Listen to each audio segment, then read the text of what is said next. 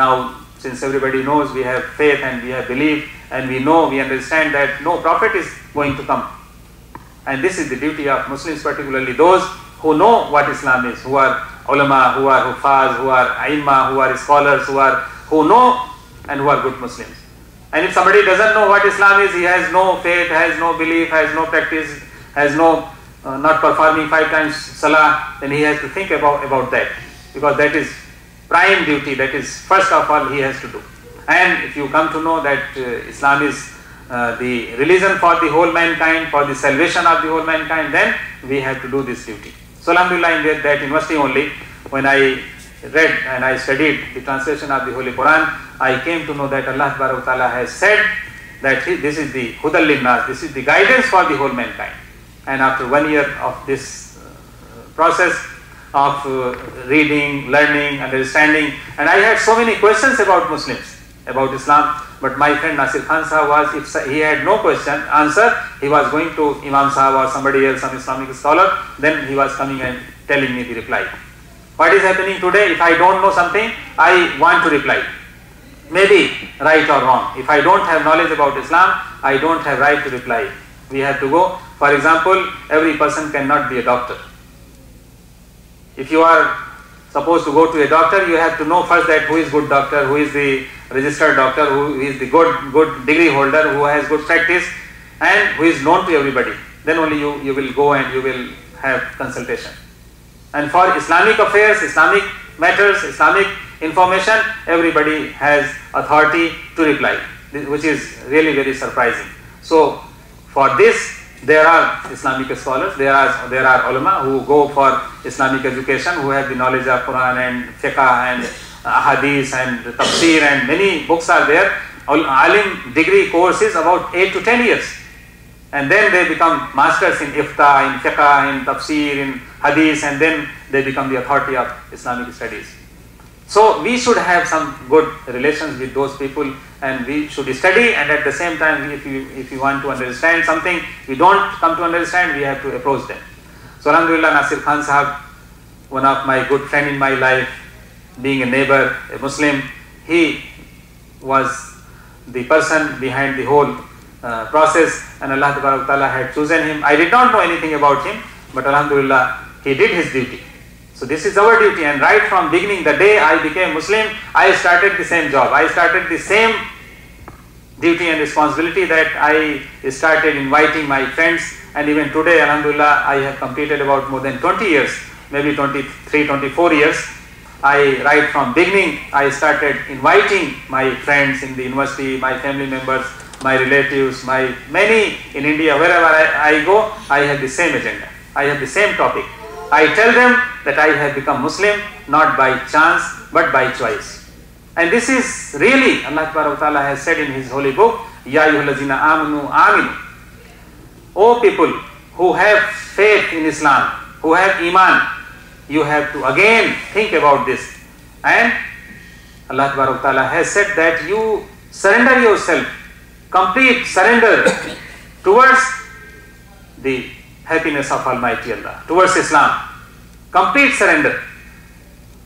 And Allah Ta'ala has said that you have to choose the color of Almighty Allah. No other color would be preferred. So there are many things for the Muslims.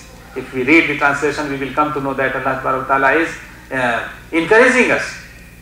And naturally, if we become good Muslims, we will benefit ourselves, we will benefit our family members, we will benefit our relatives, neighbors and friends and others as well.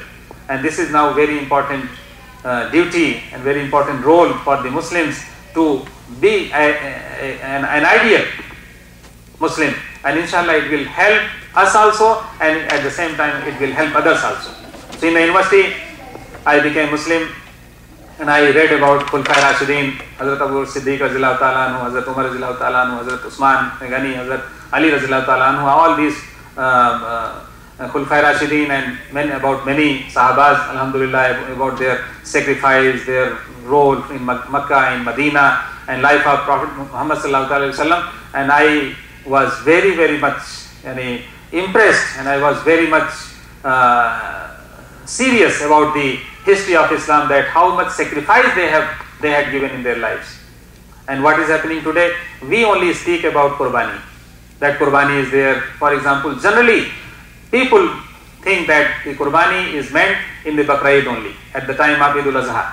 And what Islam teaches, that all the time we have to sacrifice, all the time there is Qurbani. Qurbani means to achieve Qurb, yani Qurbat hasil karna, to achieve the closeness of Almighty Allah with our actions.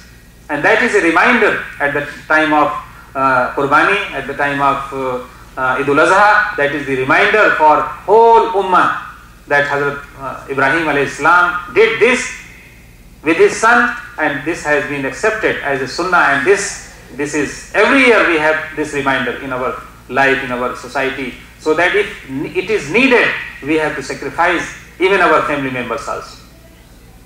And today what is happening about Salah, we know that 5 times Salah, which is compulsory on each and every Muslim male and female who is baligh. What is more than 90% people, they don't come to the mosque only in Jummah and in Ramazan. Masajids are full, but on other days everybody knows. We know about fasting, how much we get benefit from the fasting. Allah Ta'ala has said in His holy book that this fasting has been obligatory on you. This is a farz on you, because yani la'allakum tattaqun, so that you can become a good Muslim.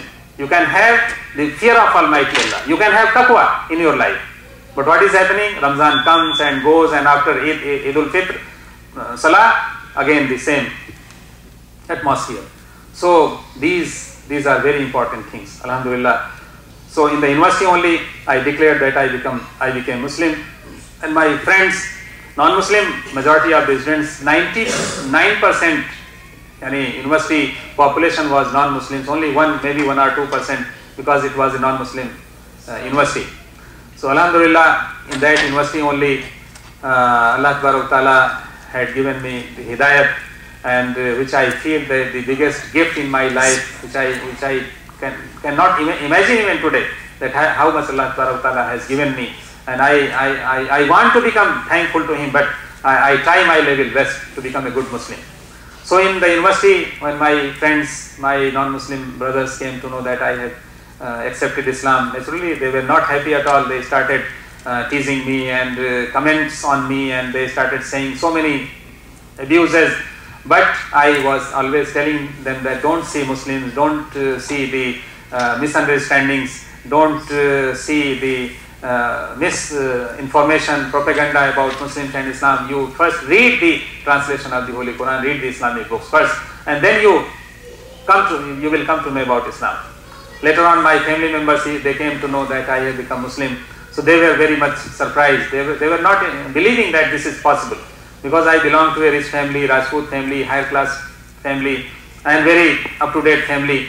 So they were thinking that maybe something wrong with me, maybe some marriage matter, or some Muslim might have misguided me, or maybe some pressure on me, maybe some other reason. But they were not able to believe that I have studied for 5 years different religions, different books, and particularly Islamic literature and the translation of the Holy Quran, and on those basis I have chosen Islam as my religion, as my faith.